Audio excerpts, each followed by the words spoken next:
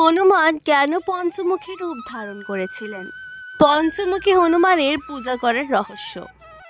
কৃত্তিবাসী রামায়ণ থেকে জানা যায়, রাম রাবণের যুদ্ধের সময় নিজের পরাজয় আসন্ন দেখে লঙ্কেশ্বর রাবণ অত্যন্ত চিন্তিত হলেন। এরপর পাতাল লোক থেকে ডেকে পাঠালেন পাতালপুরীর রাজা মহিরাবণকে। এই মহিরাবণ ছিলেন রাবণের পুত্র বা মতান্তরে ভ্রাতা, এবং এই মহিরাবণের পুত্র ছিলেন অহিরাবণ।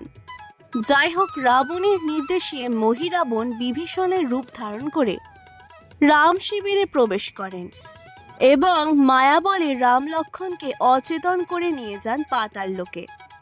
রাম লক্ষ্মণের অনুপস্থিতি টের পেয়ে শ্রী হনুমান দেখতে পেলেন শিবিরের পাশে একটি সুড়ঙ্গ পাতাল লোকের দিকে নেমে গেছে।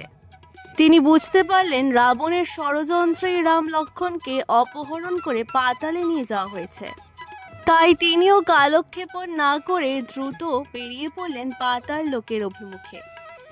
উল্লেখ্য, পাতাল রাজ মহিরাবণ ছিলেন দেবী পাতাল ভৈরবীর একনিষ্ঠ ভক্ত। তাই রাম লক্ষ্মণকে নিয়ে পাতালে পৌঁছে তিনি তাদেরকে দেবী পাতাল ভৈরবীর উদ্দেশ্যে বলিদান করার প্রস্তুতি শুরু করলেন। দেবীর চারপাশে 5টি প্রদীপ জ্বেলে তিনি শুরু করলেন দেবীর পূজা।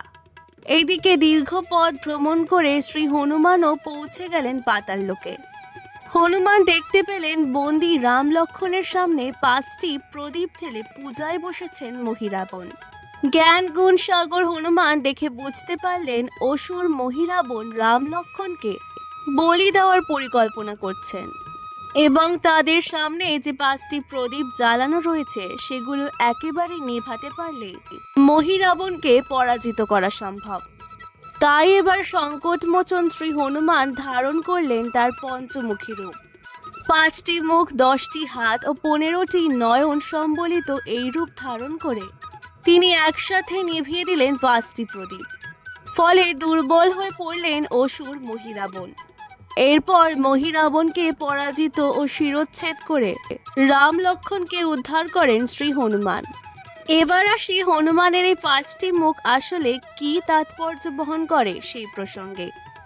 পঞ্চমুখী হনুমানের সম্মুখ ভাগের বা প্রথম মুখটি তেজোদীপ্ত হনুমানের, যা কোটি সূর্যের সমান উজ্জ্বল। এই মুখের তাৎপর্য হলো এই মুখটি পাপের সমস্ত দাগ দূর করে, মনের বিশুদ্ধতা দান করে এবং শত্রু দমনে সাহায্য করে থাকে। পঞ্চমুখী হনুমানের দ্বিতীয় মুখটি হচ্ছে তীক্ষ্ণ দন্ত এবং ধনুকের মতো বঙ্কিম ভ্রু শোভিত নৃসিংহ মুখ। এই ভয়ঙ্কর মুখটি আমাদের ভয় বিনাশ করে। তৃতীয় মুখের স্থানে রয়েছে বক্রচঞ্চু সমন্বিত শক্তিশালী গরুর মুখ। পঞ্চমুখী হনুমানের এই মুখ সর্প ভয় এবং অপদেবতার ভয় দূর করে। এছাড়াও এই মুখটি সৌভাগ্যের প্রতীক বলে বিবেচিত হয় এবং ভক্তদের সকল বাধা বিঘ্ন দূর করতে বিশেষ ভূমিকা পালন করে। পঞ্চমুখী হনুমানের চতুর্থ মুখটি কৃষ্ণবর্ণ কিন্তু মহাকাশের মতো উজ্জ্বল বরাহ মুখ। এই মুখ পিশাচ ও নরক ভয় দূর করে সুখ ও সমৃদ্ধি দান করে, মনকে শান্ত রাখে এবং দীর্ঘায়ু ও ধন প্রাপ্তির পথ সুগম করে। পঞ্চমুখী হনুমানের পঞ্চম মুখটির নাম হয়গ্রীব।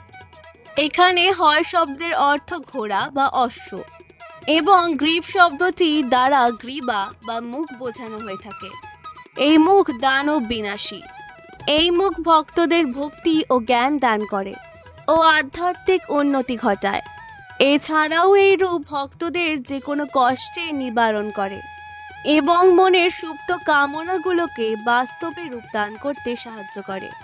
এবার আসুন জেনে নেওয়া যাক পঞ্চমুখী হনুমানের পূজা বা আরাধনা করলে কি কি ফল লাভ হয় সেই সম্পর্কে। জীবনের নানাবিধ সমস্যায় জর্জরিত মানুষের ত্রাতার ভূমিকায় আবির্ভূত হন শ্রী পবনপুত্র হনুমান। তাই তো বিপদে আপদে সংকটে সংকটমোচন শ্রী হনুমানের নাম স্মরণের পাশাপাশি হনুমান চল্লিশা পাঠ করে থাকেন শ্রী হনুমানের ভক্তবৃন্দ। তবে এই পঞ্চমুখী হনুমানের নাম জপ, পূজা পাঠ ও স্তবে পাওয়া যায় আরও কিছু বিশেষ ফল। বলা হয় জীবনের যে কোনো কষ্ট লাঘব করতে হনুমানজির এই পঞ্চমুখী রূপের আরাধনা করা হয়। খেয়াল করে দেখবেন এই রূপে হনুমানজির 5টি মুখের প্রতিটির সাথে 3টি করে সুন্দর নয়ন রয়েছে। ত্রিনয়ন আমাদের জীবনের ত্রিতাপ অর্থাৎ আধ্যাত্মিক, আধি দৈবিক ও আধি ভৌতিক তাপ থেকে মুক্তি প্রদান করে। শাস্ত্রজ্ঞদের মতে হনুমানজির এই পঞ্চমুখী রূপের পূজা করলে সব দেবদেবীর পূজার ফল পাওয়া যায়। এছাড়াও আর্থিক ও মানসিক কষ্ট দূরীকরণ, যে কোনো রকম দুশ্চিন্তা ও ভয় থেকে মুক্তি লাভ, শত্রু বাধা দূরীকরণ, যে কোনো বাধা বিঘ্ন নাশকরণ, সৌভাগ্য আনয়ন, ধন প্রাপ্তি ও দীর্ঘ আয়ু প্রাপ্তি সহ অসংখ্য মঙ্গলজনক কাজ সম্পাদিত হয় শ্রী হনুমানের পঞ্চমুখী রূপের উপাসনা করলে। আজকের ভিডিওটি ভালো লাগলে অবশ্যই পুরাণ গল্পকথাকে সাবস্ক্রাইব করে দেবেন আরও নতুন নতুন এরকমই ভিডিওর জন্য। অনেক অনেক ধন্যবাদ।